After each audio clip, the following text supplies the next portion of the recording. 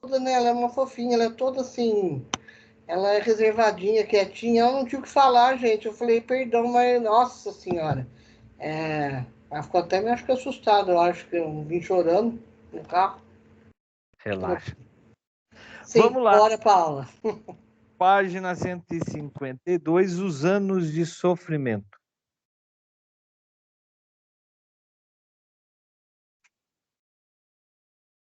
Em 1920, a filha de Freud, Sofia, a favorita, morre com 26 anos. 1923, o neto predileto de Freud, o filho de Sofia, morre aos 4 anos. Por Deus, tudo isso matou alguma coisa dentro de mim, né? Freud sentiu muito a morte da filha e depois do neto, né?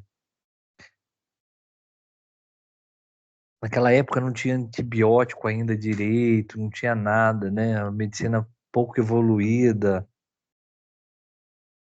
E olha que poderíamos dizer assim que eles eram privilegiados, porque Freud era médico, né? E mesmo assim era alguma coisa aguda que vinha e levava.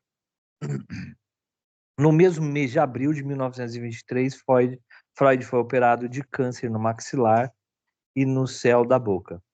Foi a primeira de 33 operações. Ele, gente, tem uma única entrevista dele gravado que tem voz. Antigamente tinha imagem, né, mas não tinha áudio. Tem, acho que, uma única entrevista dele que tem áudio gravado. E aí vocês percebem que a voz dele é bem anasalada, bem fanha, por causa dessas cirurgias. Ele perdeu todo o maxilar superior e o lado direito do palatino, que é o céu da boca, né? Em seus últimos 16 anos de vida, Freud sofreu dores insuportáveis. A fala e a audição foram atingidas e se alimentava com muita dificuldade. Foi necessário uma grande prótese para separar o nariz da boca. Anna Freud cuidou dele até a morte. Tem um filme que também virou peça, A Última Sessão de Freud. Vocês acham aí, se não me engano, no Max. Na verdade, é baseado num livro que ninguém sabe se foi de fato isso aconteceu ou se o autor inventou essa história e, e ficou, né? Mas é ele debatendo a psicanálise e a religiosidade junto com o escritor. É bem interessante. E ali mostra um pouco, né, foi logo quando ele saiu de Viena por causa dos alemães da Segunda Guerra e foi para a Inglaterra. E ali mostra bem o sofrimento dele com relação ao câncer. Ele tomava morfina direto.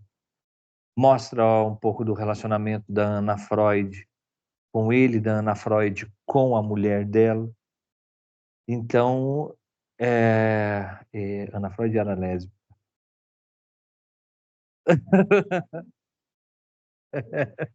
É, e o Freud sabia disso, né?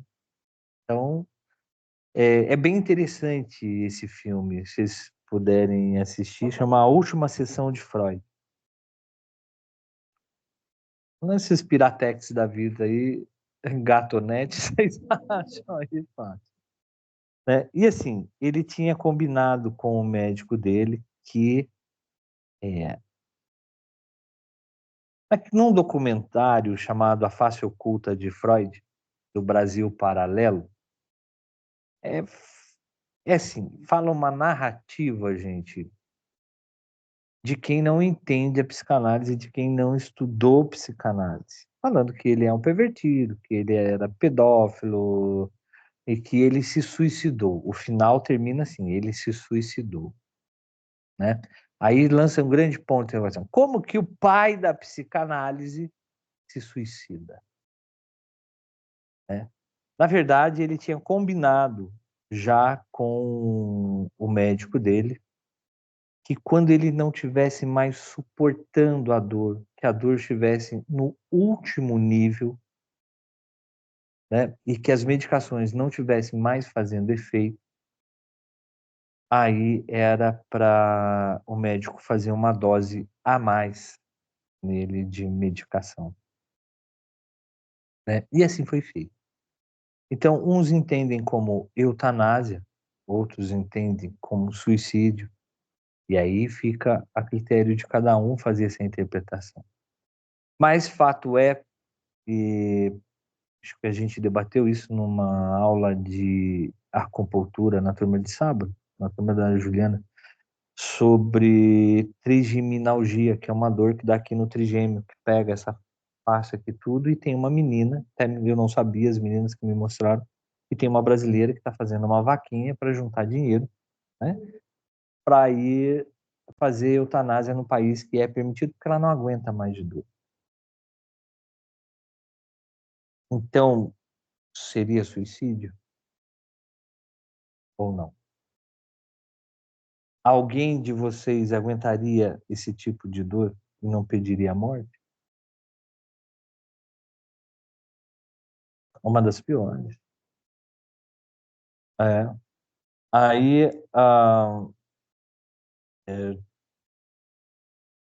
o pai do dono do laboratório que eu trabalhava era médico, foi para Bertioga, chegou lá, comeu umas ostras maluca lá.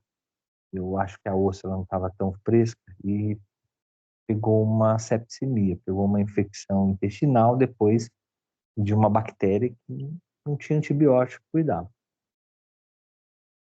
Ele começou a entrar, e ele era um homem assim, religioso, era um homem, sabe, já não, tudo pela vida, né? Tava sempre ali motivando os pacientes, colocando pacientes, né? E aí, na hora que atingiu o pulmão, ele tinha tanta falta de ar que ele falou: olha, me entuba, eu quero que me entuba. Aí o pessoal, os médicos falaram para ele: mas você sabe o que vai acontecer se a gente entubar? Ele falou: eu sei, eu não vou voltar mais, mas pelo amor de Deus, me entuba. Não aguento mais. Eu quero morrer em paz. E aí entubaram ele. Ele ia, de qualquer forma, ele ia. Ele só queria morrer sem sofrimento. Era o caso, era o mesmo princípio de Freud. Ele ia morrer mesmo, né? Então, mas a Ana Freud cuidou dele ali até o último momento, né? Vamos lá. Freud não tinha encontrado ainda a resposta satisfatória para a questão com que se ocupara há anos a fio. Qual é a fonte do recalque? Onde um instinto não sexual, quer dizer, um instinto que não é prazeroso, encontra energia para recalcar um instinto sexual, um instinto de prazer. Coisa que pode levar a um conflito neurótico. Recordemos um pouco. Estamos na página 154 para quem entrou agora, tá? Recordemos um pouco. Até agora, Freud pressupunha que uma neurose nasceria de um conflito irreconciliável entre a autodefesa consciente e as necessidades reprimidas inconscientes. Mas ele não podia esclarecer como o recalque aconteceria em primeiro lugar. Então, aqui a grande dúvida de Freud era o quê? Ele sabia que existia algo que não poderia ficar na minha consciência, algo que não era prazeroso, né? Ou que às vezes era prazeroso, mas que existia alguma outra força que fazia o recalque disso, mandava esse conteúdo para o inconsciente. Isso que indagava ele. O que é essa força, essa energia do recalque, né?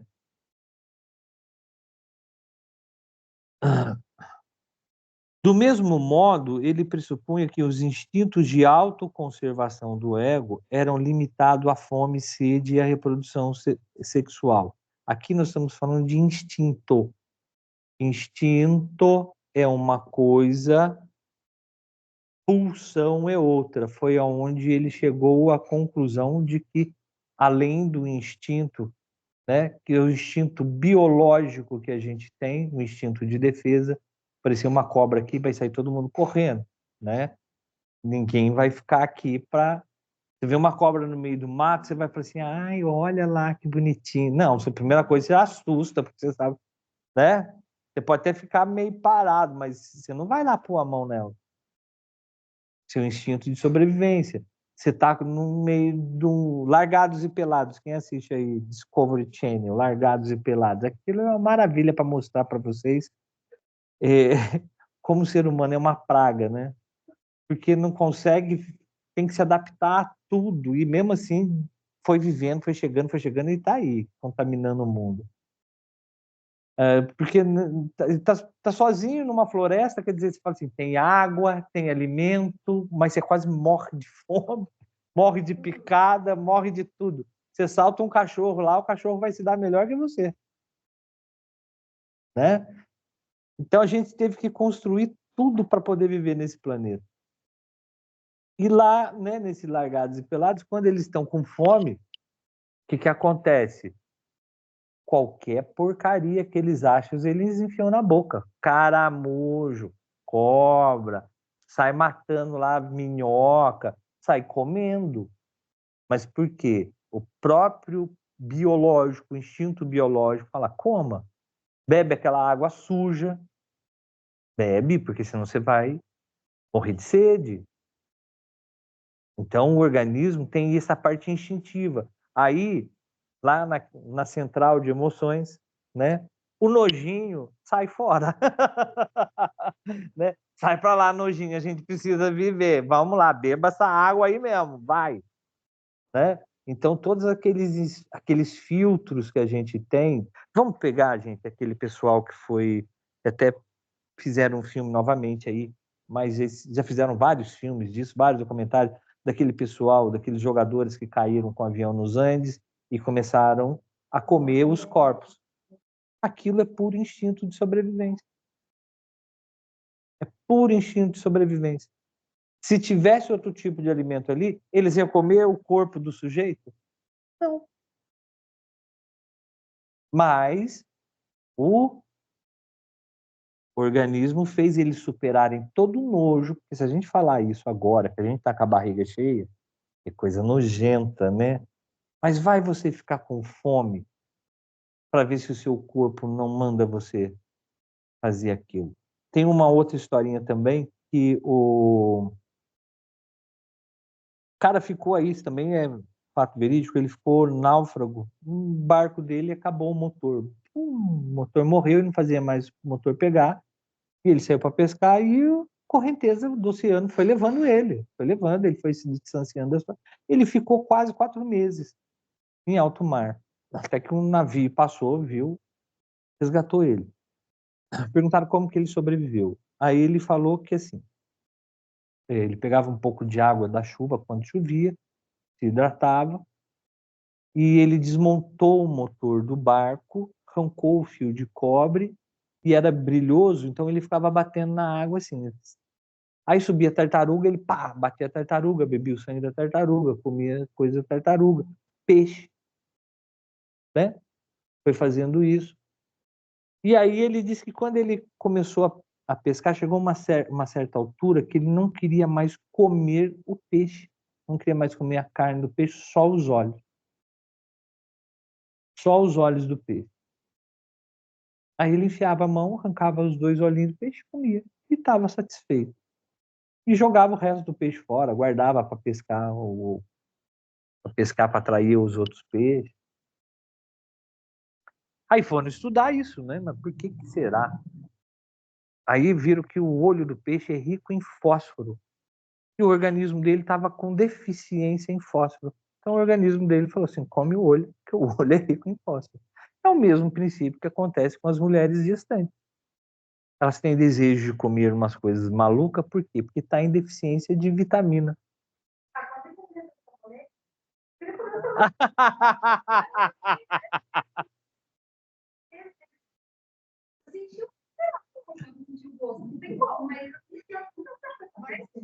É. A Larissa falou que quando estava grávida tinha vontade de comer o sabonete, né? Então, mas você podia ver que alguma coisa ali em você estava faltando. Um cheirinho de morango, de frutas, né? É, entendeu? Então, alguma vitamina está faltando. Mas é que aí o organismo entende, tá tão malucão, né? Que dá vontade de comer tijolo, né? A minha esposa comia pão com talco. Eu fui saber disso depois que meus filhos nasceram, porque um dia ela deixou escapar isso, mas morre de vergonha até hoje falar para ela: você comia pão com talco? Do primeiro. E do segundo, salsicha com sorvete. Pois é, salsicha com sorvete. Mas o princípio é o mesmo. Então, isso é instinto. O instinto é biológico e é sem razão também, né? Nos move a isso. Agora, você está de barriga cheia. Acabou de almoçar. Caía bem um pudim, né? Você precisa do pudim para viver? Não. Você quer comer o pudim por causa do quê? Prazer. Porque é gostoso. Não porque você está com fome. E isso, então, é uma pulsão. Então, depois a gente vai aprofundar mais nisso, tá? Entre o que é pulsão e é instinto. Mas apenas a fome e sede como instintos não são suficientes para manter uma vida de um indivíduo. E o instinto de reprodução é típico em todas as espécies. Não é, portanto, nenhum traço característico individual. Até aí nenhum problema. Então ele percebeu que sim, o instinto, todo animal, todo ser vivente no planeta possui. Mas vamos dar um salto imaginário. Suponhamos que, para tornar mais simples, que a principal tarefa do ego consiste em preservar o seu sentido de segurança, responsabilidade e respeitabilidade. Freud reconheceu que esse esforço do ego para preservar a sua integridade era a base do recalque, expulsando conteúdos inconscientes preocupantes que não poderiam ser conhecidos. Isso significa que o recalcamento era só um desejo na defesa mais geral da pessoa inconsciente.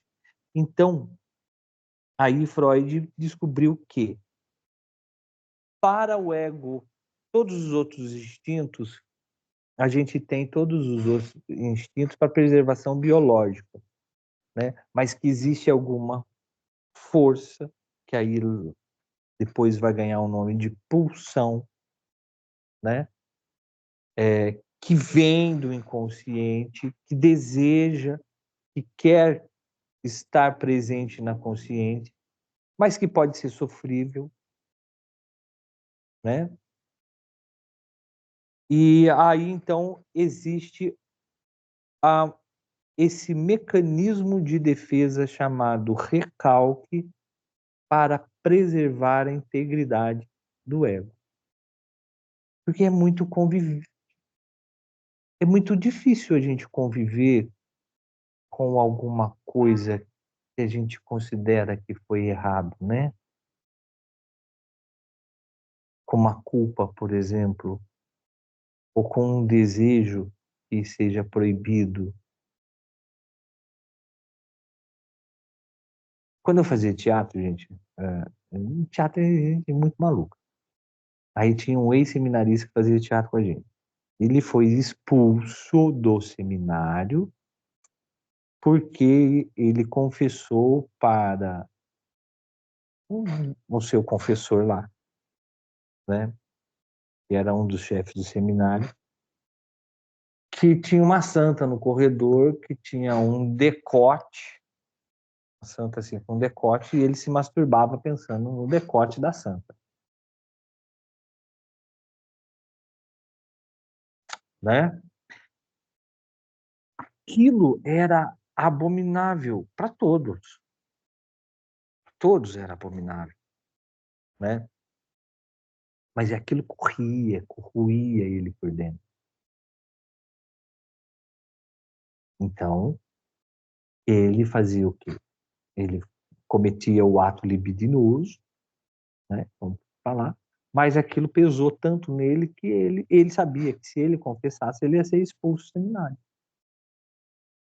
Mas era tão pesado que ele acabou confessando. Aonde eu quero chegar? Que se ele tivesse os mecanismos de defesa adequados, quando viesse esse desejo de se masturbar, olhando os decotes da santa, ele ia recalcar isso. Esse desejo ia ficar lá embaixo. Ele poderia sublimar isso, esse desejo. É um outro mecanismo de defesa. Transformar essa energia desse desejo em uma obra de arte, numa dissertação filosófica, em alguma coisa assim. Mas é que ele tinha alguns probleminhas a mais, né? Percebia que de tudo ele não era normal. Ele tinha alguma síndrome maníaca lá com ele. Então os filtros, os mecanismos de defesa dele não agiu corretamente. Não impediu que aquele fator de não aceitável para a consciência fosse realizado, chegasse até a consciência. Falhou. Houve uma falha no mecanismo de defesa dele.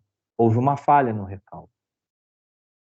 Então, o recalque é para proteger o ego. É por isso que eu recalco. Eu recalco por um fato que me foi muito doloroso na infância, por um trauma, por algo. Ah, o seu pai violentou você. Né? Ou a sua mãe te espancava. Mas você precisa continuar vivendo. Aí,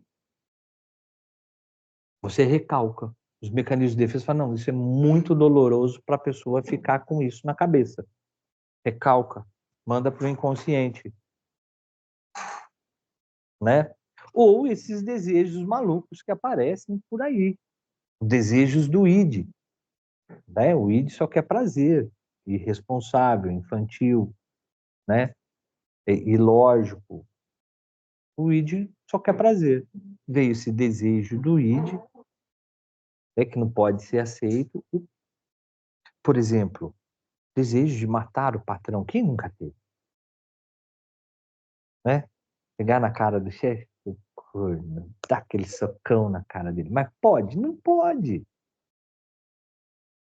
Então esse desejo vem, mas não pode, é pecado, é contra a lei, né? Você é mandado embora. Então, para você não ficar na consciência brigando com aquilo, vou dar porrada ou não vou dar porrada, recalca. A força para recalcar vem do ego. Vem do ego, num primeiro momento, e depois do superego. Os dois atuam para o recalcamento. Ego e superego. O id não. O id quer que toca foda-se no negócio. Vai dar porrada. Ele acaba perdendo. Às vezes, viu? Ele é danado para enganar. Então vamos lá.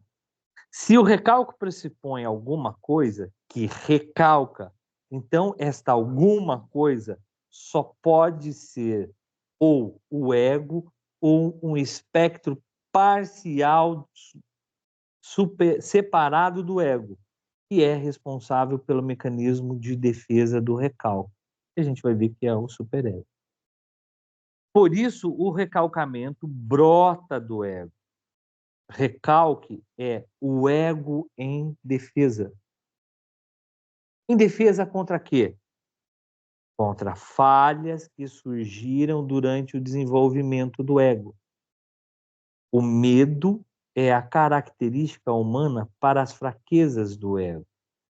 Então, aqui, né, quando ele fala lá contra as falhas que surgiram contra o desenvolvimento do ego. Esse ex-seminarista que eu citei exemplo para vocês, né? Houve alguma falha nele ali num caso patológico, que era visível que ele tinha algum transtorno, muito inteligente, mas ele tinha algum transtorno ali de personalidade, que eu não sei identificar qual é. Na época até a gente falava assim, o fulano é meio xarope. Vocês sabem de onde vem esse termo xarope? Na década de 70, 80, tinha alguns xaropes mesmo, medicação, que davam barato. Tomava o vidrinho inteiro e ficava muito louco. Só que ele ia danificando com muita rapidez o sistema nervoso central. E aí a pessoa ficava em surto psicótico constante. Ficava louco mesmo. E aí falava, fulano é xarope. Mas por causa disso, devido ao uso prolongado, e o uso prolongado que a gente fala é assim, 1 ano, 1 ano e meio, muito rápido, deteriorava mesmo o sistema nervoso central, e aí a pessoa perdia toda a cognição, já não falava mais nada com nada, tinha que ir para os manicômios da vida, porque aí arrancava a roupa e saía pelado, literalmente, nesse sentido, de cometer essas loucuras assim. Aí falava, fulano ficou xarope, né? E fulano é xarope por causa disso, porque fica num surto psicótico. Então, a gente já sabia que ele tinha alguma coisa ali, mas é visível que os mecanismos de defesa dele não funcionaram adequadamente, falharam, porque ele dentro de um seminário, né, e foi a grande decepção dele, ele ser expulso, porque ele ele sempre acreditou que ele ia se tornar um padre, ele se preparou a vida toda para se tornar um padre, né? Então ele seguia os preceitos católicos. Não sei, eu acho que ele nunca falou isso. Ele contou isso numa noite em que estávamos todos muito bêbados. Eu nem tanto, porque eu tenho um probleminha, eu tenho uma intolerância ao álcool além da lactose. Se eu tomar um copo de cerveja, eu fico bêbado. Eu já tinha tomado meio, então eu já estava meio bêbado. Mas eu ficava ali atento, porque eu sempre gostei de ouvir muitas histórias, porque eu escrevia, depois eu metia isso nos textos, nas peças de teatro, né? Eu vi os vídeos, são histórias fantásticas, né? E aí ele, sob efeito de álcool, ele começou a chorar e começou a falar que ele tinha que contar uma coisa que era muito detestável e que se a gente não o perdoasse, ele ia entender.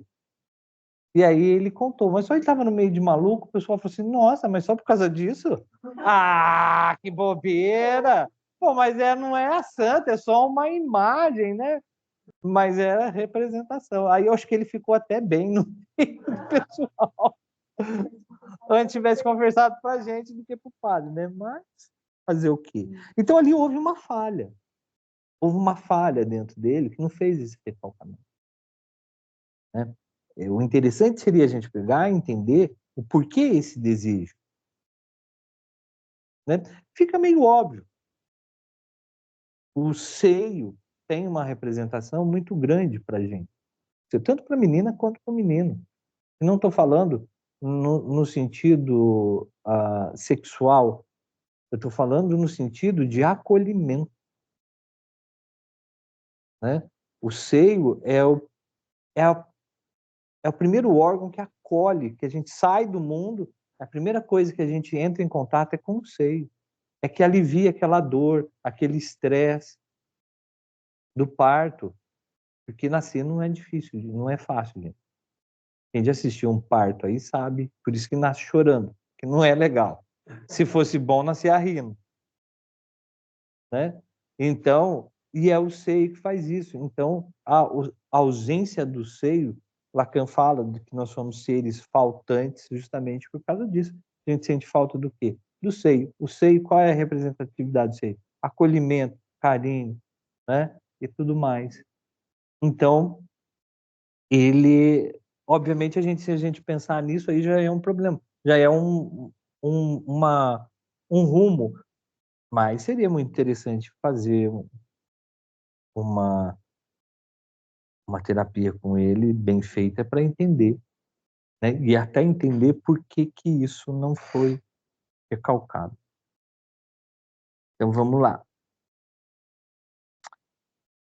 E, naturalmente, um ego forte ou fraco dependerá da história do conjunto da personalidade desde a infância. Então, é desde a infância que eu vou moldando o meu ego.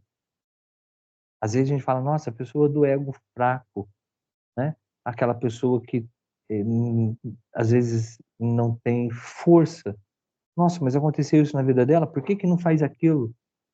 Nossa, mas é só fazer isso, mas a pessoa não consegue. Por quê? Porque tem um ego fraco. Mas o que aconteceu na história dessa pessoa? Nós somos muito bons, gente, né? Nós como pessoa, não como psicanalistas, é o contrário. Nós como seres humanos somos muito bons em julgar o ato da pessoa, o momento da pessoa. Mas a gente não quer olhar lá para trás, a gente não tem interesse em investigar, em entender o porquê que ela chegou ali. É a mesma coisa você pegar um livro, né? Pega um livro qualquer aí. Ah, tá. Abre aí na página 75. Esse é um quadro que é um problema simpático. É quando impera o vago, o estado é o inverso. E aí você fala assim, parece que é isso. Parece que ele está falando do sistema nervoso central ali. Mas você não sabe se não deu pé. A gente julga, né? Então, esse é o pulo do gato da psicanálise. A pessoa trazer aquele problema agora e a gente não fazer nenhum apontamento sobre este momento, mas sim do que está por trás. Por que que chegou a esse ponto? Por que que está reagindo, agindo dessa forma? O que tem no inconsciente dessa pessoa? Né? Antigamente falava com o inconsciente, gente, tinha comandava em torno de 70% da nossa vida. Com os novos estudos eu fiquei até desanimado, porque é 95%. Falei, meu Deus! Eu achei que os novos estudos iam revelar que eles estavam enganados, que era menos um pouco. Não, estavam enganados, mas falei, meu Deus do céu. Então, o que há nesses 95% que empurra esses 5%? Né? A gente precisa entender, a gente precisa analisar, a gente precisa descobrir, colocar em cima da mesa e resolver isso que ficou para trás. Porque imagina a pessoa que entra num barco e fala assim, vou conhecer o mundo, né? Prepara toda a viagem, prepara tudo, fala, eu vou conhecer o mundo. E esquece de tirar a corda do cais. O barco está amarrado. Ele vai, pum, para num certo ponto e dali ele não sai mais. E ele não entende o que está acontecendo. Por que que ele não vai mais adiante? Por que que ele não sai daquele lugar? Porque está amarrado lá atrás. Na hora que soltar aquilo, vai embora. Então vamos lá. Fica claro que a personalidade humana tem diferentes partes dinâmicas com propriedades internas específicas e papéis estruturais. 1923, Freud apresenta seu novo modelo dinâmico da mente. Aqui é a segunda tópica que a gente fala. Primeira tópica, consciente, pré-consciente e inconsciente. Qual é a segunda tópica? Freud começou a colocar pessoinhas, vamos falar assim, né, dentro dessas estruturas. Então vamos lá, vamos lá. Mas onde entra tudo isso, né? Esse é um diagrama de seus desejos e não um mapa do seu cérebro. Gente, é óbvio que se vocês chegarem numa aula de anatomia e forem dissecar um cérebro, vocês não vão achar consciente, pré-consciente, inconsciente, nem id, nem ego e nem superego. Aí é o ponto de discórdia, né, entre a psicologia. A psicologia vai falar do sistema límbico, do lóbulo frontal, daquilo que anatomicamente, cientificamente se estuda, aonde o pensamento é processado, córtex frontal, córtex parietal, hemisfério direito, hemisfério esquerdo. Toda essa estrutura vocês vão achar, né, dissecando um cérebro. Id, ego, superego, não. Mas ele está aí dentro de vocês e vamos ver como está.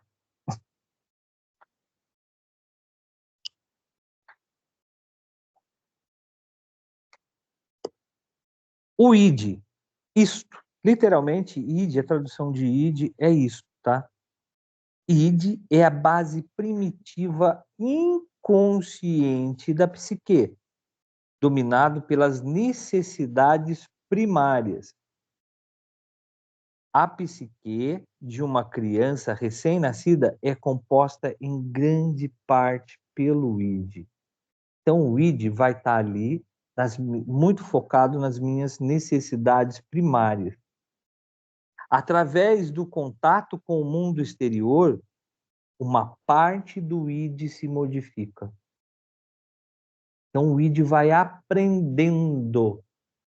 Por exemplo, vocês viram um videozinho de um neném no carrinho em que a mulher dá um pouquinho de sorvete para ele? Aí ele está com os olhão assim, pega o sorvete da mão dela e enfia na boca inteira. Pronto! Aprendeu o açúcar, aprendeu o prazer de pôr as coisas na boca. Id. Agora, essa criança vai crescer, aí de vez em quando vai vir nela assim, vontade de tomar um sorvete, mesmo que ela esteja lá no Alasca, mesmo que ela esteja com a barriga cheia, ela quer o prazer, né? Então, o id é isso. O id, ele quer ali o prazer das coisas. Vamos lá. Com a percepção dessa diferença, o ego começa a se separar do id. O desenvolvimento do ego é moldado pela estrutura instintiva da libido, da boca, do ânus e dos órgãos genitais. Em outras palavras, a percepção de si mesmo e suas atividades corporais se desenvolve ao mesmo tempo.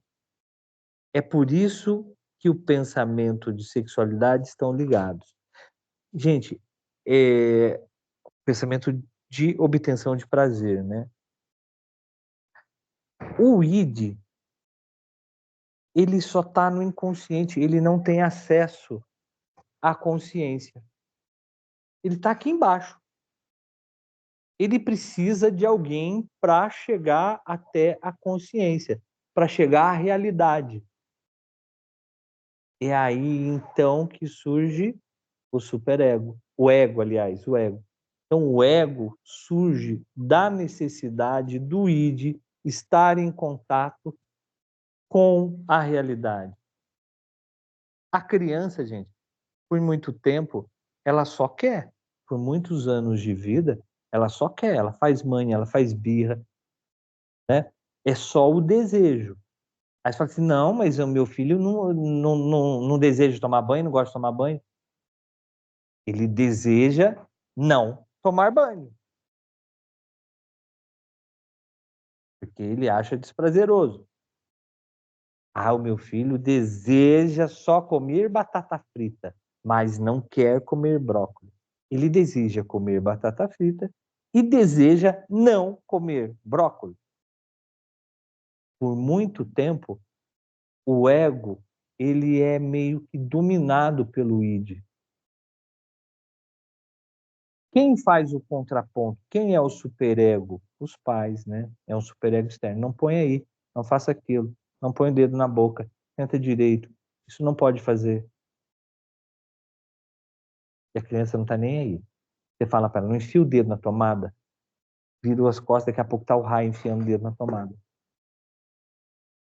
Não faz isso, a criança vai e faz. Porque é o id que opera ali, né? E o ego é meio cego. Ele não consegue ter uma distinção perfeita ali da realidade. Ele acaba obedecendo o id.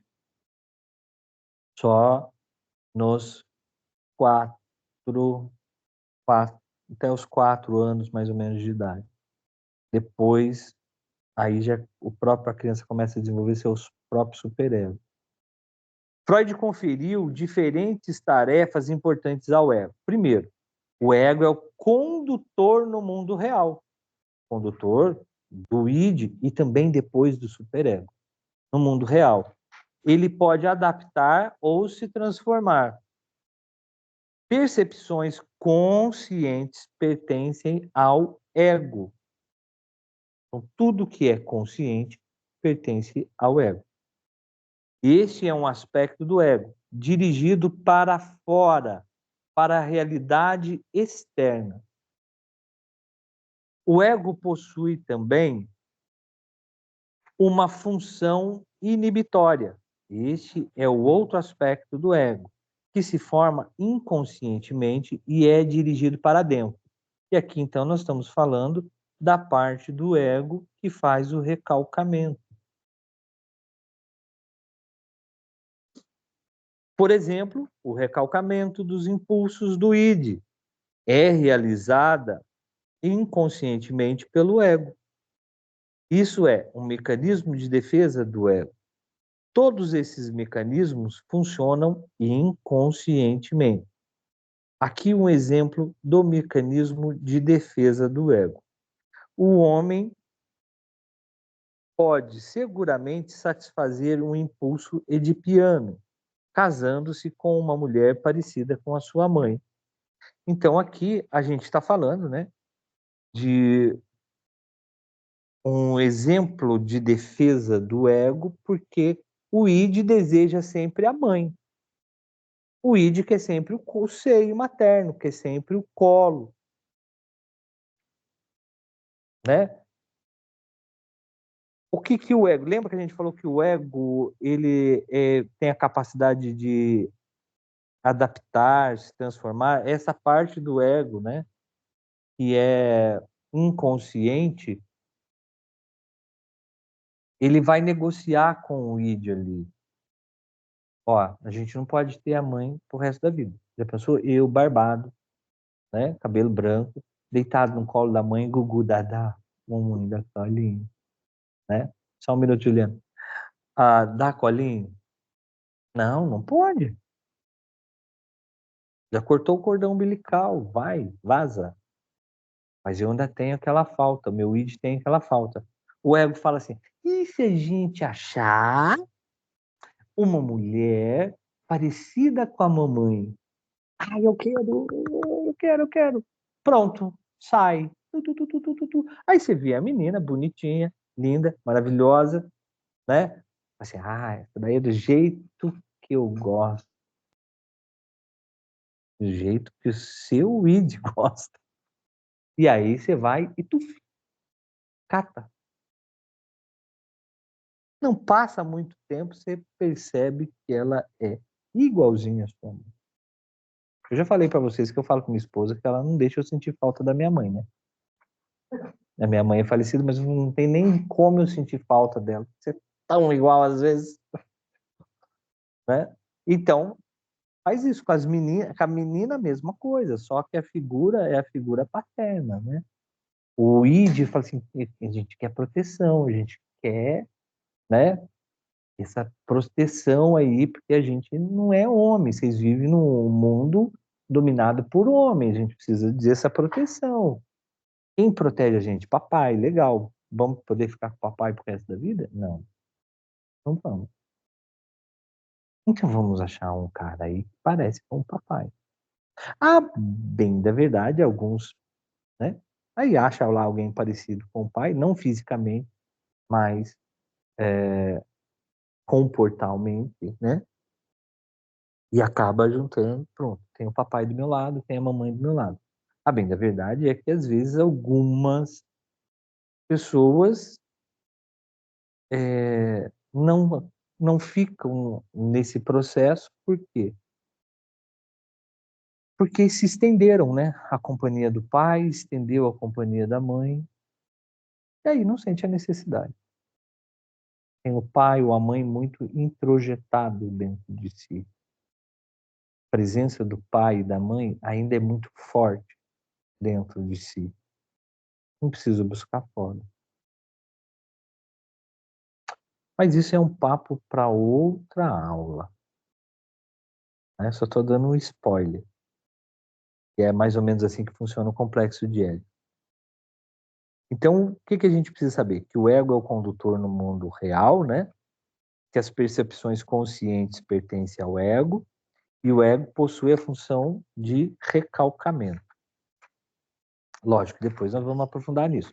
Você queria fazer uma pergunta, Juliana? Ô, prof, eu fico meio confusa nisso do id do ego, porque assim, a vida inteira a gente escuta termos assim, aquela pessoa é egocêntrica, aquela pessoa é egóica, tem que controlar o ego daquela pessoa. Às vezes eu me acho, já me coloquei nesse lugar. E aí, mas isso aí eu acho característica do id, não do ego. Eu fico sempre confusa nisso. Que daí não devia ser esse termo, devia ser id. Sei que não é característica do id, não do ego. E por que, que a gente sempre ouviu falar do egóico, do egocêntrico, que vem do ego? Tá, boa pergunta, Juliana. Mas vamos lá, vamos explicar isso. Por quê? Porque quem é que atende o id? O ego. E é uma pessoa que não tem os filtros para segurar o id. Né? O egoísta, o egocentrista é aquele que tira proveito do outro em seu favor, né? Para você, para satisfazer o seu prazer em alguma parte ali. Então, Juliana, o id ele não consegue ter acesso à realidade. Você está correta quando fala assim, são expressões do id, são mesmo. Mas quem que atende? Quem que leva isso para a realidade? O ego. E o ego não faz a função que ele tem que fazer de inibir isso. Então a pessoa fica muito voltada para si própria. Mas assim, a gente dentro da psicanálise manda a pessoa muito ter amor próprio. Às vezes a gente fala, olha, larga isso, não ouve aquilo, entendeu? Sai da sua casa, abandona aquilo, às vezes, né? Larga seu filho, ele está te usurpando. Nossa, mas aí você não está falando para eu ser egoísta? Não. Estou falando para você ter amor próprio, é uma coisa. Ser egoísta é outra. O egoísta, ele vai tirar proveito das situações do outro. O egocentrismo, ele não vai ter empatia com o outro. Foda-se o outro. O importante sou eu. O importante é o id, na verdade.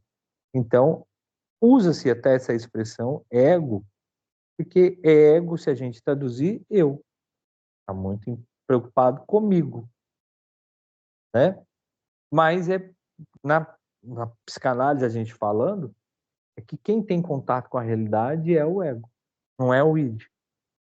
E ele não funciona, ele não tem as barreiras, não tem os filtros para segurar essas pulsões que vêm do id. Bichinho?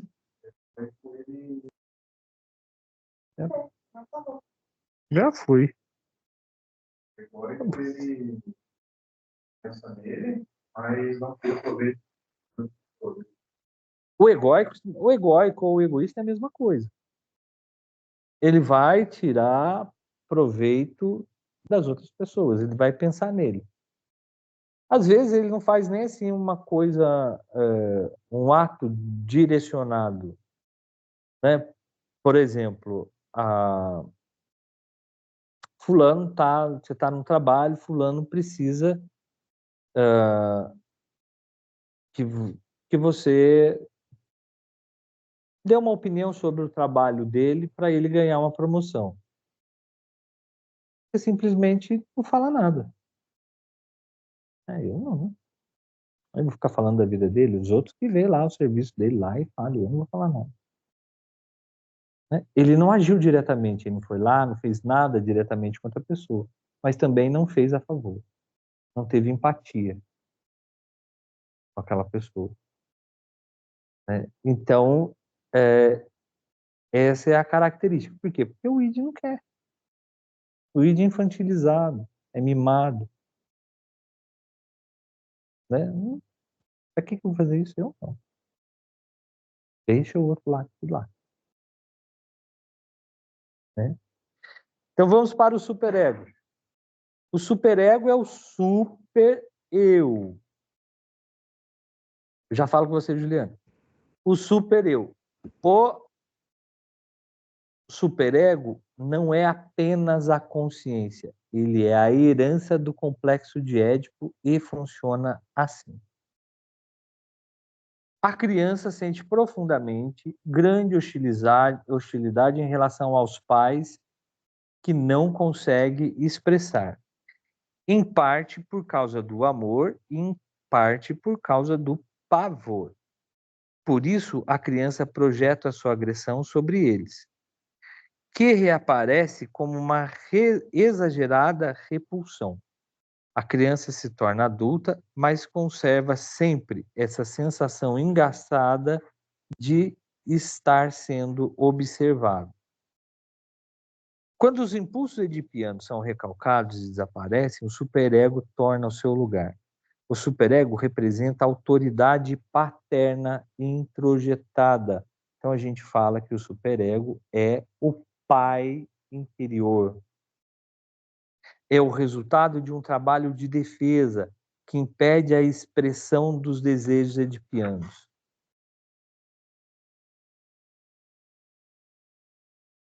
Então, vamos ver aqui. Como que isso funciona?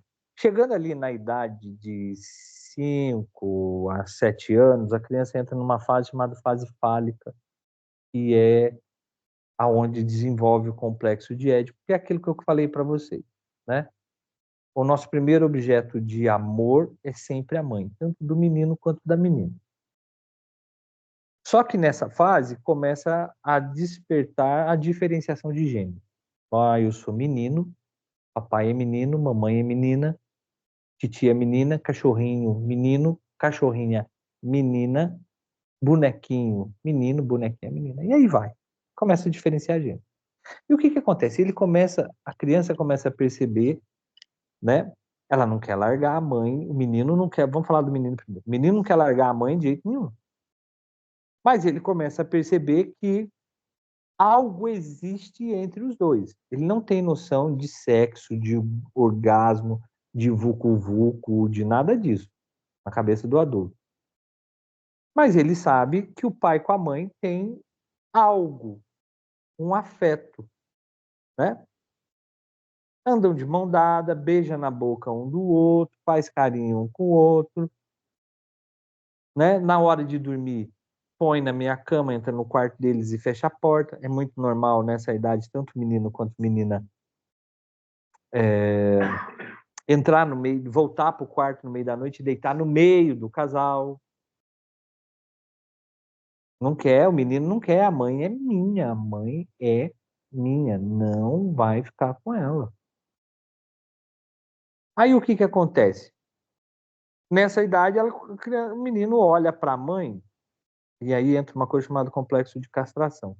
Ele olha para a mãe e percebe que a mãe não tem o falo, não tem o pênis. O pênis representa poder, viu, gente? Não é o pinto em si que a gente vê por aí falando dele.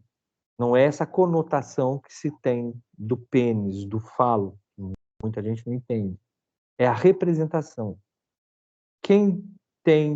Qual é o gênero que tem pênis? O gênero masculino. E nós vivemos num mundo patriarcal. Fechem o olho e eu falo para vocês. Imaginem Deus. Veio uma figura masculina ou feminina?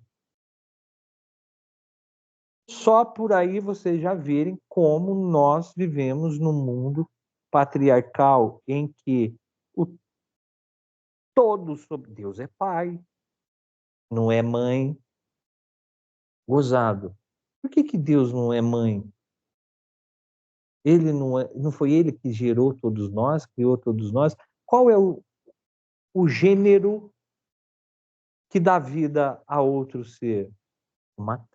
O gênero feminino. Mas não. Deus é homem.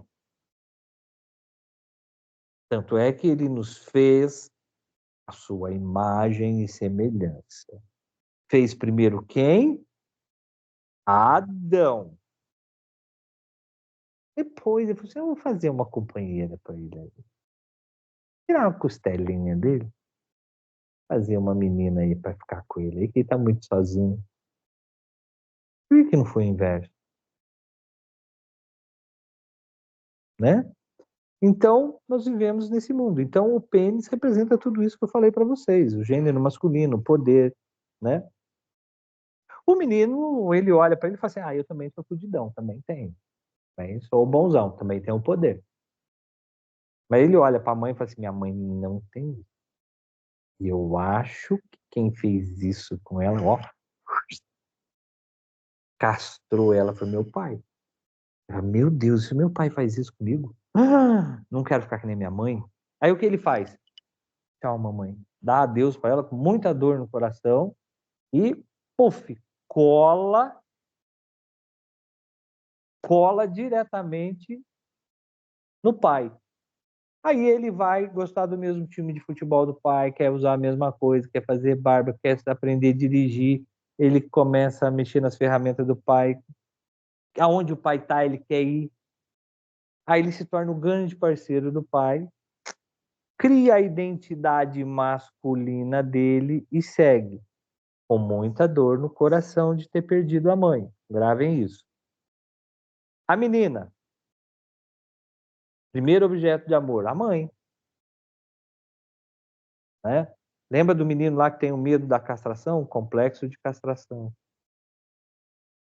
A menina, o primeiro objeto de desejo, a mãe. O que acontece? Ela vai olhar e vai falar assim, poxa, cadê o meu bingolim? Não tem. Olha para a mãe e fala, ih, mas ela também não tem. Meu Deus, quem que vai proteger a gente?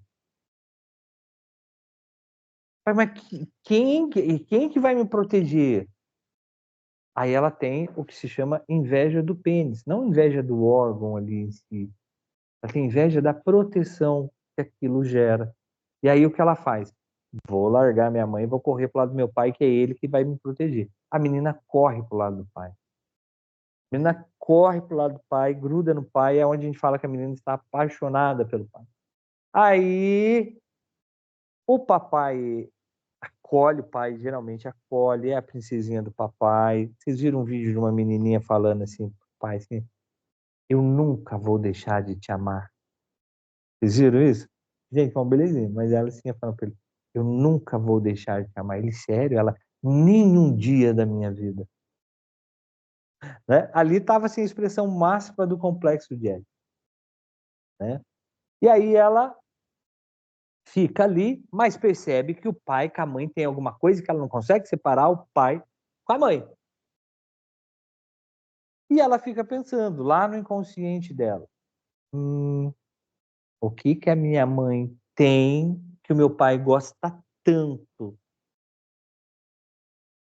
e que eu não tenho? Aí dá o clique. É o filho, minha mãe tem eu, que o meu pai gosta tanto. Então, para o meu pai, meu pai fica com ela porque ela me tem. Para o meu pai ficar comigo, eu preciso ter um filho. Mas como que se tem um filho? Não sei. Quem sabe ter um filho? Minha mãe. Ela volta para a mãe. Ela volta para a mãe, é onde a menina começa a brincar de boneca mais enfaticamente. Antigamente pega a boneca, quebra, arranca cabelo, destrói, depois não, ela já começa a brincar e se colocar como mãe, como família. Aí ela pega todos os bichinhos, põe assim, ela é mãe de todos os bichinhos, né? E aí ele já começa a ter essa brincadeira mais de mãe mesmo. Aí ela quer ajudar a mãe a lavar louça, quer ajudar a mãe a lavar roupa, quer ajudar a varrer casa, a sair junto com a mãe do supermercado, as atividades que a mãe faz, usar batom, deixar o cabelo crescer. Aí ela já começa a ter vaidades. Então ela cria a referência feminina e segue para a vida. Esse é o complexo de Édipo, é assim que ele funciona. Por que ele tem que funcionar assim? Lembra que o menino saiu com todas as referências masculinas, mas com muito pesar de deixar a mãe? Lembra que a menina saiu com uma vontade de ter um filho para o pai ficar junto com ela ali, não largar, não abandonar ela? Chega aqui na idade adulta, esses dois se encontram. O cara querendo a mãe, ela querendo a figura do pai, é onde esses dois se encontram, se relacionam e assim caminha a humanidade. Por que isso? Porque somos os únicos animais que não têm cio. Se não fosse isso, gente, não juntava homem com homem, juntava mulher com mulher, homem com homem. Aliás, não juntava homem e mulher, porque são totalmente diferentes, né? Pensam totalmente diferentes. Qual seria mais fácil? Os homens se relacionar com os homens. Por quê? Testosterona com testosterona. Só pensa em sexo. Os dois iam se resolver ali. E as mulheres? Se juntar por quê? Porque uma entende a outra. Conversam, falam mais, né? O sexo não é em primeiro lugar na vida da mulher. Mas não é assim que funciona. Lógico, tem as suas exceções à regra. Mas isso funciona, o complexo de Édipo vem, né, para fazer nos unir mesmo. Porque nós não temos cio. Os outros animais têm cio. A fêmea entra no cio, o macho vai, copula, fica grávida, pronto, acabou. Como é que a gente ia nos unir se não fosse essa dependência inconsciente de uma figura introjetada que me deu muito prazer? Eu quero repetir isso na vida adulta. Eu tive muito prazer em ter contato com a minha mãe, eu tive muito prazer em ter contato com meu pai, no caso da menina. Eu quero repetir essa experiência na vida adulta.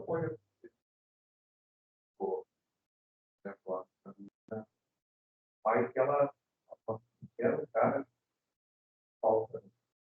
Daí ela tem o oposto ao pai. Pode. O Alisson está perguntando se pode acontecer o oposto, né? Ah, eu não quero com meu pai de jeito nenhum. Não quero. Detesto meu pai, não me dou bem com ele. Quero arranjar um cara totalmente diferente do meu pai. Acontece. Aí são as problemáticas do complexo de Édipo. Isso eu falei para vocês, gente, é só a parte que dá certo. Já é complicado. Na hora que a gente for estudar mesmo as partes que não dão certo, vocês vão ver. O cabelo arrepia. Então, vamos lá. Por que a gente estava falando isso? Vocês entenderam o complexo de Édipo? Entenderam, né? Não esqueci de você, Juliana. Deixa eu só concluir o pensamento, tá?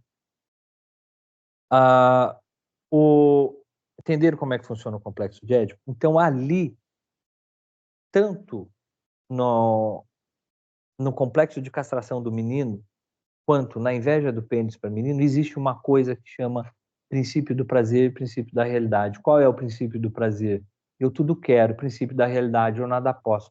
Ali a criança começa a aprender que nem tudo que ela quer, ela pode.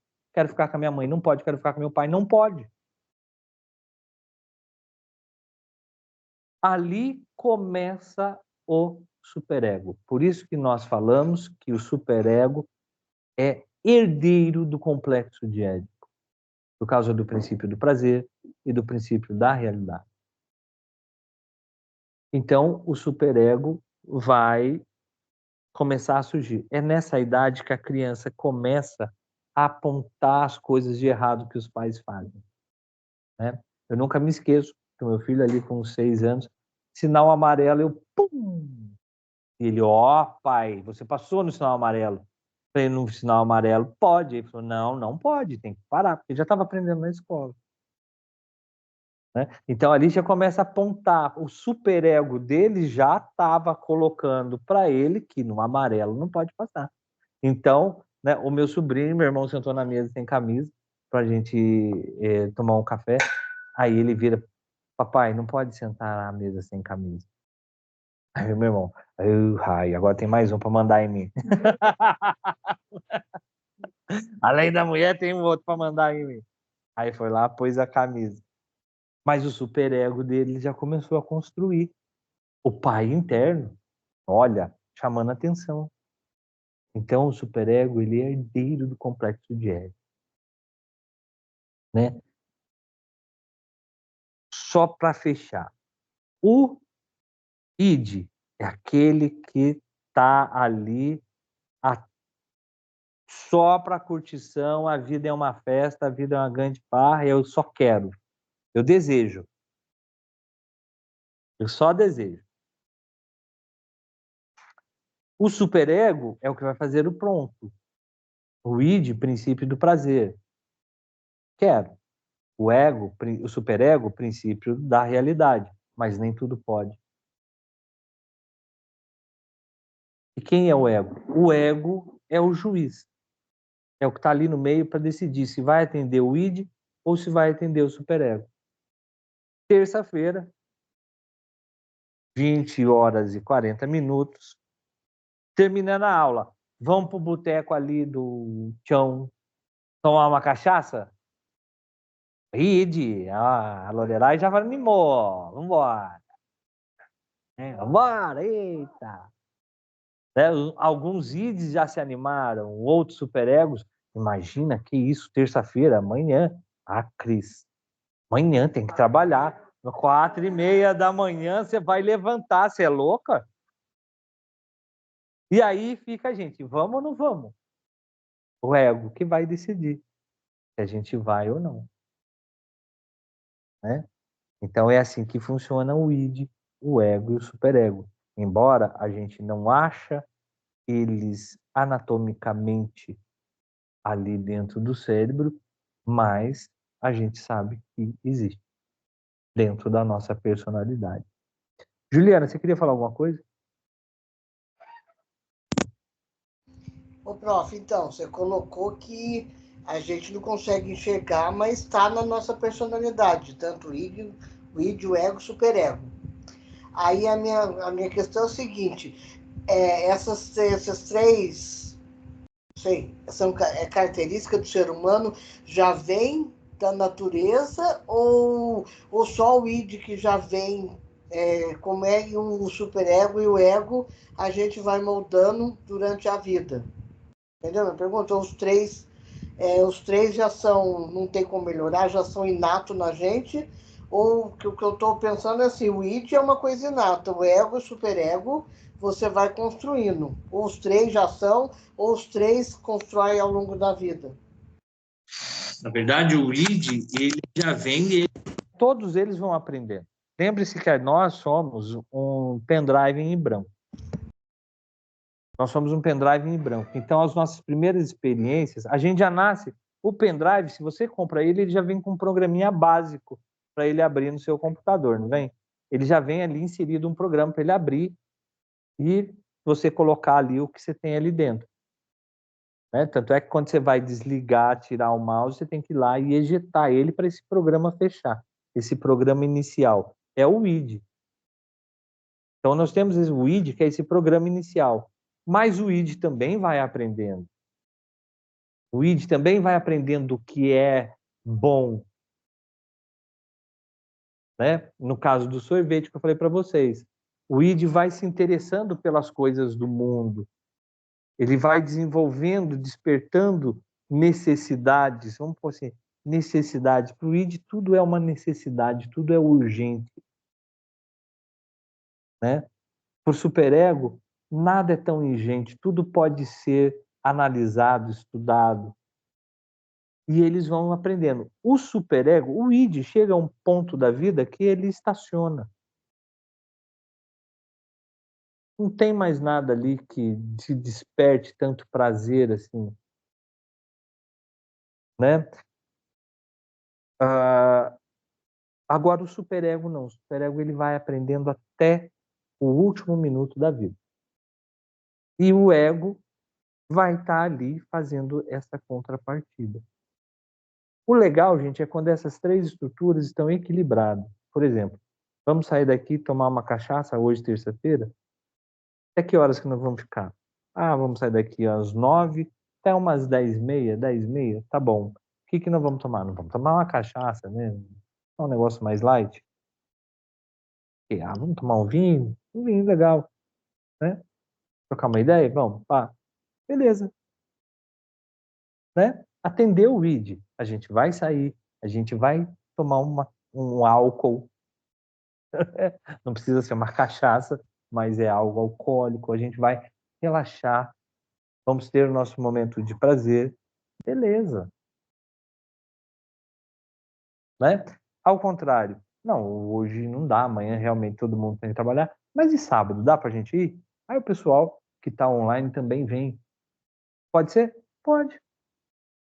Então, o superego, ali a gente atendeu, no primeiro momento a gente atendeu o id, no segundo momento a gente atendeu o superego. Então, o legal é quando não há peso em nenhuma dessas instâncias. Né? Fato é, gente, que vocês vão receber muitos pacientes com síndrome de ansiedade, ansiosos, um transtorno de ansiedade generalizada. E quem deixa a pessoa ansiosa é o superego. Um superego muito duro, muito superlativo. Aquele superego que só cobra. Superego, quando ele é exagerado, gente, ele ele é amedrontador, ele é caçador, ele é punitivo. Por exemplo, surgiu uma proposta de emprego. Mas você vai? O superego falando, você vai? Você tem certeza? Que você já está 5 anos aqui. Aqui ninguém te enche o saco. Você vai lá experimentar esse outro emprego? E aí? Você não sabe como é que é lá, quem trabalha lá? Aí seu id fala assim, mas você vai ganhar o dobro. E seu superego fala assim, mas nem tudo é dinheiro. Né? Você vai ganhar o dobro, mas para ter estresse, para ter... Aqui você já está bem. Fica aqui. E aí você fica naquilo, vou ou não vou? Né? E muitas vezes o superego fica ali falando, não vai, não vai. Aí a pessoa trava. Né? Então, o superego exagerado, gente, ele gera ansiedade na pessoa. E a ansiedade, ela tem um tripé: medo, culpa ou vergonha. E quem gera o medo? O superego. Quem gera a culpa? O superego. Tá vendo? Você fez errado. O medo, você vai? Tem certeza que você vai trocar de emprego? Aí você troca. Tá vendo? Ó, chegou aqui, não é aquilo tudo. Tá vendo tanto você tá ralando? Aí, ó, se tivesse ficado lá, culpa e a vergonha, né? Você chegou lá, não deu certo, você não passou na experiência. E agora, tá vendo? Agora você vai ficar aí. O que você vai falar para os seus outros amigos da fábrica? Da onde você saiu? O que você vai falar para sua família? Aí você todo envergonhado de ter feito merda. Então o superego, ele é danado, tem que ter muito cuidado com ele. Assim como com o id, né? Mas o id, a gente tem o ego e o superego para dar uma freada nele. Agora, o superego, ele é muito duro, né? E a gente aprendeu que o superego começa lá atrás, oriundo do complexo de Édipo, quando a criança tem 5 a 6 anos. Então, pode olhar uma pessoa com superego muito duro, pode olhar a criação dessa criança.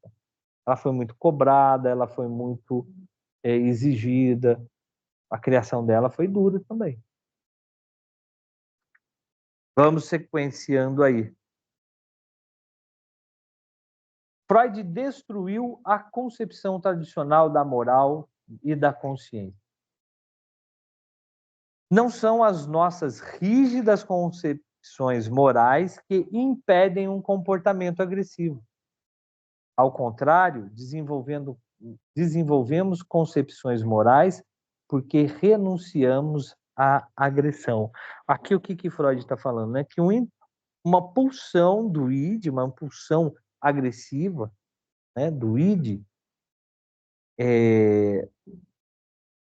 tá por aí, né? Que na verdade não é a moral que impede isso, mas se constrói uma moral justamente porque há uma estrutura que vai renunciar a essa agressão dentro de você, que é o superego. Não, não faz isso. Não. Olha, aí vai pegar como o quê? Como alimento o quê? A moral, os costumes, tudo isso. Tudo isso alimenta o superego. A sociedade, a educação. E o que ocorre com as religiões? Em seu livro Futuro da Ilusão, de 1927, Freud discute a questão. Crenças moldadas pelo desejo não fazem bem a ninguém. Freud era o inimigo de todas as religiões. Ele não tinha esperança na consciência baseada em uma parte reprimida da personalidade. Ele confiava na razão e na análise científica. Aqui há um porém. O Freud ele era judeu, ele seguia os preceitos do judaísmo, ele tinha os rituais judaicos, ele correspondia, existem inúmeras cartas dele com o rabino dele. Mas por que ele se dizia ser contra todas as religiões? Porque o judeu já é visto como um fanático religioso, né? O judeu ele é taxado pela religião dele. Tanto é que a Alemanha era antissemita, a Alemanha que ele estava vivendo, o que é antissemita? É ante o povo judaico. Então, o Freud não queria que a psicanálise fosse vista como algo judaico, assim como a Cabala. Vocês sabem quem é mais místico aí sabe de Cabala, né? Entende de Cabala. A Cabala é judaica. Você joga lá e os números, aquilo tudo lá e vê o futuro, né? A Cabala ela é judaica.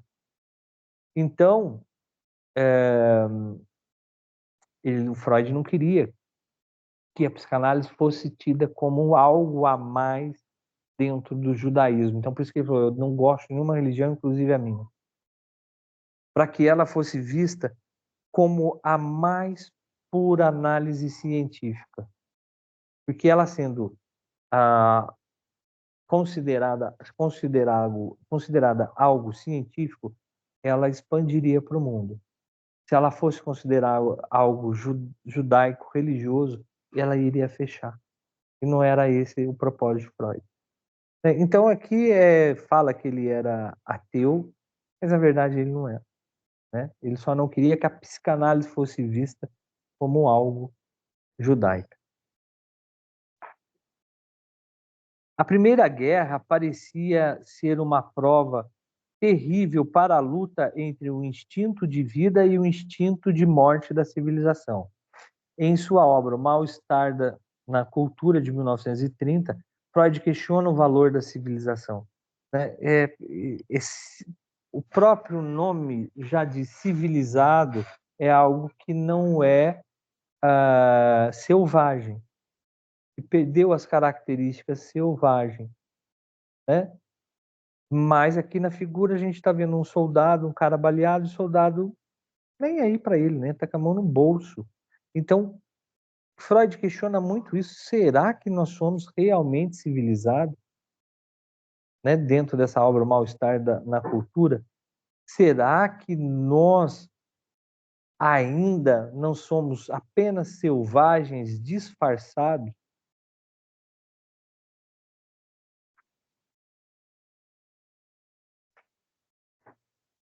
Os homens procuram prazer instintivamente, mas eles perdem muito tempo evitando a dor. E aqui Freud lança uma das suas máximas, né? O homem nasce em busca do prazer e foge da dor. É o que nós estamos fazendo exatamente nesse momento. Todo mundo no mundo inteiro. Vamos tomar uma cachaça ali? Vamos, é prazeroso. Vamos ali tomar uma benzetacil? Ninguém quer, né? Por quê? Porque a gente quer fugir da dor, não só da dor física, mas da dor emocional. Por isso que o ser humano não gosta do novo, ele tem medo do que é novo, porque o novo pode doer em mim. E isso aqui que eu já estou acostumado, né, me gera algum prazer, eu não tenho tanta dor assim, então tá bom, né? A tal da zona de conforto. E aí a gente sempre questiona qual conforto existe dentro dessa zona. Você está ali deitada numa cama de faquir e achando que está confortável. Você sabe que é cama de faquir, né? Faquir é aqueles indianos lá que deitavam numa cama de prego lá. Tá lá os caras pisavam em cima deles e nada acontecia com eles, né? Então, a gente acha que está tudo bem. Não vamos sair daqui. Vamos ficar dentro desse relacionamento mesmo, né? Já vi até assim, fiquei porque eu já conhecia os defeitos dele, aí eu sair, conhecer o defeito do outro, começar tudo de novo, não, fui ficando com esse mesmo. Que dureza, não? Que dureza. Então, o ser humano, ele é isso. A melhor tradução do ser humano é essa. Vive em busca do prazer e fugindo da dor. Na realidade, existem maiores possibilidades de experimentar a frustração do que o prazer. Por isso, a maioria dos homens renuncia ao prazer se, como compensação, a civilização lhe proporciona menos sofrimento. E é por isso que a gente vive em grupo, vive em sociedade para diminuir a dor, né? Vejam Largados e Pelados novamente. Vê como aquele pessoal sofre. Aqui não. A gente está aqui, tem alguém lá em algum lugar do país trabalhando em uma usina elétrica para que a gente tenha luz, tenha ar-condicionado fresquinho, né? Eu não preciso ir lá na fonte, no rio, pegar água. Ligo para o motoqueiro, ele traz aqui na porta. Se a gente quiser comer uma pizza agora, a gente liga. Vem aqui na porta a comida, né? Então, por isso que a gente vive em sociedade, para diminuir a dor, né? Para diminuir o desprazer, para a gente ter o máximo de prazer possível. E aí ele fala, né, que a gente não existem maiores possibilidades, gente, de experimentar a frustração. E é verdade. E é aí que a gente quebra a cara, quando na verdade a gente vive buscando esse prazer e querendo fugir da dor. Eu tenho muito mais probabilidade de quebrar a cara do que ter prazer. O dia a dia é fácil? Não é. Então, não seria mais fácil eu estar preparado para o desprazer, eu estar mais preparado para as frustrações, que quando ela vier, eu já sei, eu tenho um ego forte para lidar com aquilo. E quando eu tiver um prazer, isso é bônus. Isso é bônus na minha vida. Não estou falando que vocês têm que sofrer, não é isso. É que não adianta eu querer fugir do sofrimento, porque cedo ou mais tarde ele vem. De alguma forma, ele vem. E é mais fácil, então, que eu esteja preparado para enfrentar. Se eu fujo, fico fugindo dele, eu nunca vou criar força interna para enfrentar qualquer problema. É o que se torna o ego fraco, o ego infantilizado. Né? Aí acontece, o pneu do carro furou. Ai, meu Deus do céu, e agora o que eu vou fazer? Não sei o que eu vou fazer. Desespero. Minha filha, foi só o pneu do seu carro que furou. Você deixa ele aí, chama o Uber, ou você troca o estéreo, não sabe trocar, você chama alguém para trocar para você. Ou você deixa ele aí e vai embora de Uber. Outro dia você troca, vê o que você faz. Né? Mas a frustração trava a pessoa. Desde aqui, né, de um simples pneu furado, quanto algo grave na vida do ser humano, na nossa cultura, que é a perda dos pais. Eu tenho uma paciente que morreu o pai, 4 meses depois morreu a mãe. E ela tinha 26 anos. E ela não sabia viver fora. Imagina, tem síndrome do pânico uma atrás da outra. Mal sai de uma, entra em outra. O pai e a mãe faziam tudo. Não deixou frustrar, né? Não deixou passar pela dor. Não houve a castração lá atrás. E aí agora não sabe viver nesse mundo que, né? Antes de ser levantar da cama, a vida já vem e fala, pá, bom dia, já te dá um tabete, acordado? Você está pronto para me enfrentar? E aí vai. Fala, Juliana. Não, prof, eu quero colocar aqui aula, perfeita. Perfeita sua colocação, prof. Excelente. E aí, só para contextuar, você falou dessa sua paciente, eu sou bastante essa pessoa, prof. E aí, meu psicanalista antigo falou que até que era que eu tinha tudo para dar ruim. E eu não sei de onde que eu tiro força para não ser esse tipo de pessoa, que eu não tenho tanto pânico assim, porque exatamente eu vivi numa bolha, protegida assim num grau que. E e aí eu adorei esse seu final, Prova, porque assim, a gente tem que passar por coisas ruins porque é a vida. Senão fica, como é que fala? É, igual quando você faz ginástica, você tem que ganhar músculo, você tem que ganhar força. Se você não faz, você fica flácida, a sua cabeça fica flácida. Você fica um ser humano flácido. Fiz essa analogia porque eu não consegui achar a palavra para. Mas Um, fica uma flacidez um limite. interna e externa. É exatamente isso, Juliana. Se a gente não passar pela frustração, não passar pela dor, eu não vou saber lidar com ela. Eu só sei enfrentar o inimigo que eu conheço. O inimigo que eu não conheço é muito difícil eu enfrentar. Né? Então vamos lá. Mas a grande questão é, quem ganha mais com a civilização? O trabalho que torna possível a civilização é realizado pela maioria oprimida de um povo, que tem participação mínima na riqueza produzida. Neste ponto, Freud coincidia com Marx, com Karl Marx, né? Freud continuava se perguntando como os homens identificam com um grupo ou com uma sociedade. A apropriação libidinosa de um objeto pode também dar uma escala massiva. Os indivíduos colocam um e o mesmo objeto no lugar do superego. Eles identificam entre si no seu ego. A gente está vendo aqui, essa figura aqui é Hitler, né? Um bigodinho, escuta Zé Ninguém.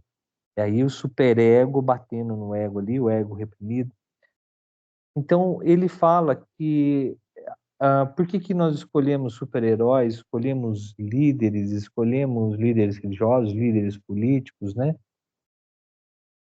Porque a gente coloca nesse única pessoa o lugar de superego. Ele vai ser o meu superego, ele vai ser meu líder. Lembra que lá atrás, na criança, quem era o superego externo? Era o pai. É a mesma coisa na fase adulta, né? A pessoa com o ego frágil, com o ego fragilizado, né? Ai, ele é meu líder, ele vai falar o que eu tenho que fazer. E aí escolhe, eu sou fã dele, eu vou seguir o que ele faz, o que ele fala, eu vou seguir o que ele pensa. Haja visto o sucesso dos coaching, né? O coach funciona como um superego externo. Vai lá! Enquanto todo mundo dorme, por que você não está trabalhando para ganhar dinheiro? Vamos! Vai! Assim que o coach fica, sem respeitar o limite de cada um, o interior de cada um. Né? Ele cria aquela fórmula mágica e vende aquilo como receita de sucesso para você. Vai, você consegue. É um superego externo. E quem procura? Quem tem o ego frágil. É que precisa de um líder para falar o que eu devo fazer. Faça isso, faça aquilo. Aí você vai seguir. Certo, gente? Paramos aqui na página 103.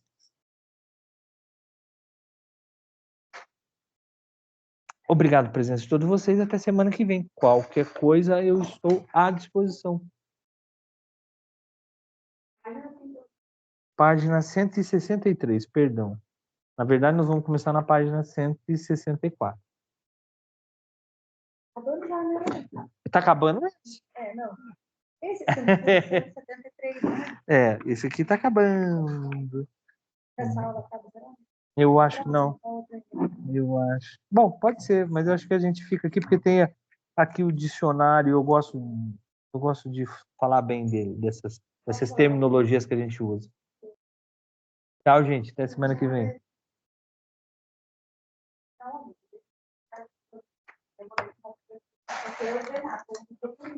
Obrigado pelos coraçõezinhos.